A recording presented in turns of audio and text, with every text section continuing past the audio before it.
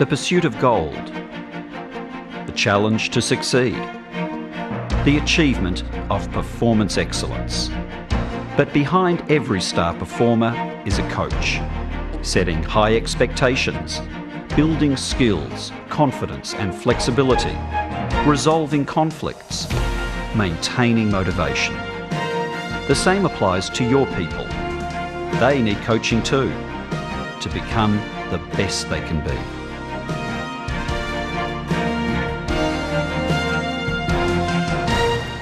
Have you ever tried to coach someone to build new skills?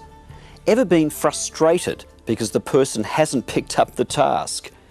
Would you like to know how to build skills in your team quickly and effectively? Well, we went into an organisation and filmed an actual skill building session in progress. I'd like to show you some short clips of what we saw and then tell you what I like or dislike about each one. Claire is trying to coach a new employee, John, in the procedures for invoicing and dispatching goods. Now, I'm going to show you step by step what all these pieces are, but have you ever done any invoicing before? Yeah, I did some in my last job. job. Oh, good. So a lot of this will make sense to you then. This was good because she started off by checking whether he had done the task before, so she could build on his prior knowledge. We're going to also include one of our catalogs. So we go along with this one product catalog, and oh wait, I forgot this other sheet. It's this one. This is a new one that they started with us. Put that, I don't know, put that in the bottom, okay? When you are coaching to build skills, you need to explain the task in a very clear, logical way. What happened here was Claire has got things badly out of order and John has become confused. We get one of these forms, fill this out. You with me? Got it? Okay. So, anyway, you're going to put the name of the person here so it goes to the right person. He's looking confused and Claire is not doing anything about it. She should be reading his body language and checking whether he understands, like this. So you fill out the date that it's going to be shipped, not today's date, because today's only the 20th, and this isn't going out until the 23rd, and you're going to get that number from down there. Okay, you have that? You sure about that? Yes. Oh, you look a little confused. I'm not quite sure the date. I understand this is the date, today's date, but why are we putting that date? Well, this time she did check his understanding. Even though he first said that he understood, his body language indicated that he didn't. So she told him that he looked confused, and this triggered him to open up and ask a question. Okay, what about this final clip?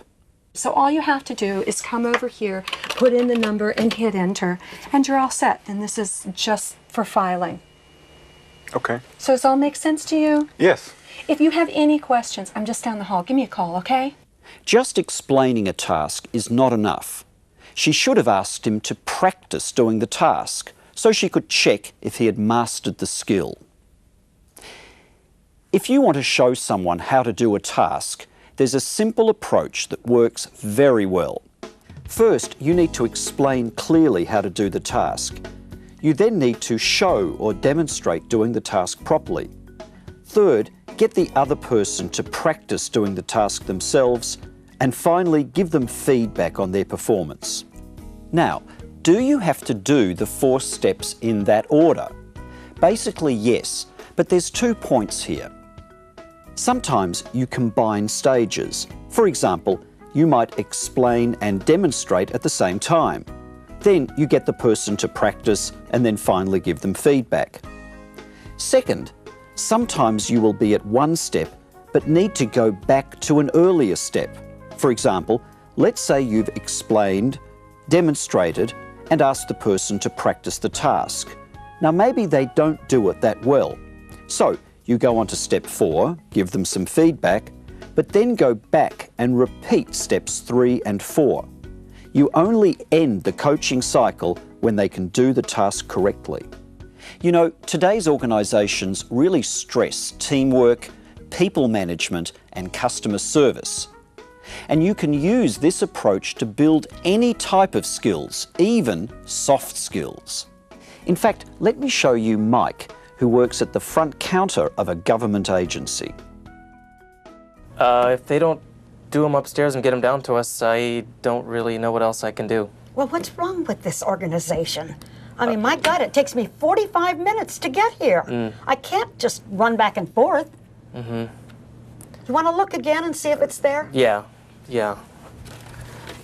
What was the name again? Simmons. S as in stupid.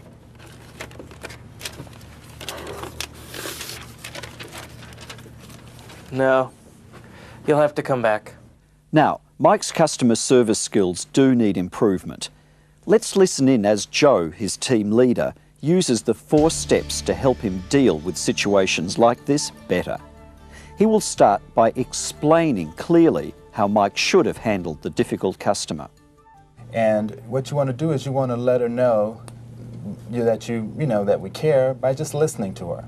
Customers, they tend to cool down once they believe they're being listened to, or being heard, rather. Yeah, I thought I was listening to her, and she just went off because it was like she came in angry. Well, that's what you need to let them do, is just go off. And then a second point is you want to apologize on behalf of the agency. Now, I know that it might have seemed as though she was upset with you, but that really isn't the case. Basically, you represent the agency. You're the only part of the agency that she does see. So on behalf of the agency, you want to offer an apology. Joe is simply and clearly explaining what Mike can do differently. And now he can move on to the next stage, the demonstration. But how can he do a demonstration of handling a difficult customer? Easily, by setting up a role play, like this. You'll be the customer, Miss Simmons, and I'll be you. So let's just take it from where she walks in. Okay, she came in and she's like, excuse me. Yes, how may I help you? I was in here 2 days ago and you told me I could come back and get my permit today. Okay, The name is Simmons. Great, Miss Simmons. I'll be glad to help you with that. Okay, Miss Simmons, I'm sorry, but your permit does not appear to be here. What do you mean it's not here?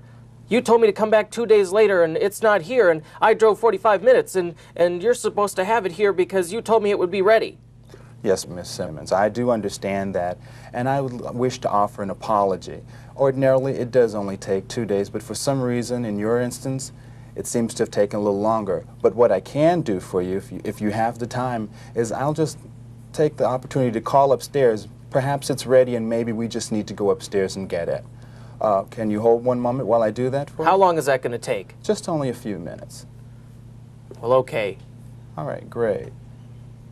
See, do you see how that, just even offering that tended to put her at ease? Yeah. Okay. Yeah, I kind of ran out of things to say because you were being so nice. Well, see, that's what happens. Joe demonstrated the skills he is trying to develop in Mike, and this gave Mike a clear understanding of what is expected. Now Joe will go on to the next stage to get Mike to practice the skills.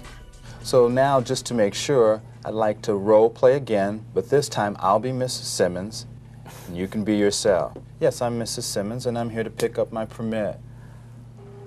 Mrs. Simmons, okay. Let me check and see if it's here. Okay, sure. No, it isn't ready yet. No, it's not ready yet? What do you mean, no, it's not ready yet? You told me it would be here 2 days. Well, they processed them upstairs and we haven't gotten it, and I'm sorry it isn't here. Well, I don't care. I don't care. Get it here, and get it here now. Well, it isn't it's not my fault. They processed them upstairs, but I can take your name and address and we can mail it to you. Despite Joe clearly explaining and demonstrating how to handle the customer, Mike has not mastered the skill. He's still getting defensive in the face of the customer's anger. So Joe needs to move to the 4th step and give him this feedback. That was good. You did listen effectively, you did apologize, and you offered a solution. Right. However, I did sense that you became defensive when I began to get angry. And by defensive, you said, I'm not. It's not my fault. my fault. Yeah, right. I sensed your anger and I just reacted I guess I just do that. I understand. An important point to remember is people learn tasks at different speeds. So if the person is slow to learn, you need to be tolerant and patient. Now that Joe has given feedback, he can go back and repeat steps 3 and 4. As I said before, sometimes you have to go back until you are fully confident the person has acquired the skills. No, I'm sorry, your permit isn't ready today. What do you mean it's not ready today? You told me it only takes 2 days. I was in here 2 days ago. I want my permit. Yes, I'm sorry. I understand that that you want your permit, but it isn't ready. I will do everything I can to make sure that it gets to you. Mike is doing much better this time at handling the customer's anger. So Joe can move on to step 4, give him some positive feedback and wind up the coaching. Okay, I get it. Was that better for you? Did that work? Yeah, that was much better. You did listen effectively. You offered an apology, which is really great. You offered a solution, which was wonderful, and you remained calm. I can see it, yeah. That feels a lot better for me. Yeah, it's always important to provide very good customer service, even when the customer is upset. When giving feedback, always be clear so the person understands what you are saying. Coaching to build skills, an essential tool for supervisors and team leaders. In fact, for anyone who tries to coach other people to achieve performance excellence.